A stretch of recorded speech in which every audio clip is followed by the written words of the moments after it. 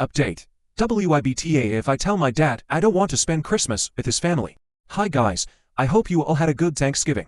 I wrote my first post and posted it in a rush and I try answering comments before I logged off. I'm sorry if I miss someone. I really appreciate all of you and your advice. Also, I didn't know you're not supposed to post the story to multiple subs. My BSF told me to look up her fav YouTuber subs after I posted on Aida. She's a big Dusty fan and after I fell down the rabbit hole of the YT page.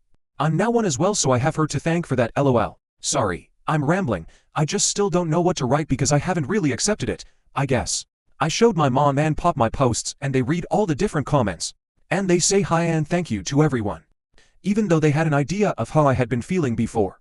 It really put it into perspective and they asked my dad to come over alone so we can all talk. They agreed with a lot of you that I need to sit down and tell him face to face how I'm feeling and why I've been distancing myself so much. I was nervous and tongue-tied at first because it's much different than my therapy sessions. But I managed to get through almost everything. He was poker-faced, I guess. He really seemed detached in a way, and that's not my dad. He told me that he had noticed I haven't been acting like normal. I stopped bringing my friends over to his house to hang out. Been sticking a lot to my room when I'm there. Leaving and coming back right on my curfew time. That's all true and I told him why. Whenever I brought back a friend boy or girl my mom would tell me to stick to the living room, no bedroom or basement game cave sorta.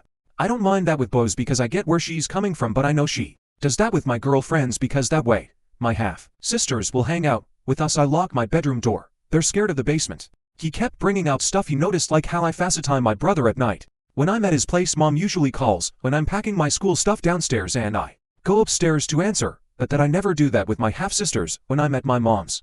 I asked him if he ever tried calling me on their behalf and if I ever declined. He said no. He asked why I always accepted babysitting my brother, but often declined babysitting my half-sisters. I do maybe once a month. And I told him honestly, mom and pop pay me. They don't pay me for chores and I don't expect anyone to, but mom and pop pay me for babysitting because that's what I do for my extra pocket money and because I'm doing a service. And they also don't expect me to drop my plans with my friends for free. It was a lot of stuff like that. We brought up chores at his house. Why I don't clean up like I should and help out my stepmom, for example.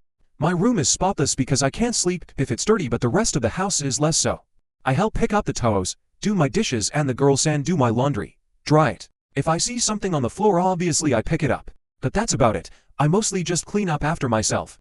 I told him that I do whenever she asks something of me. It's not like I ignore her, but she also doesn't like my methods, so I stopped being available, aka in my room with my earbuds in. Mom and pop didn't really interfere because the conversation was almost robotic in a way.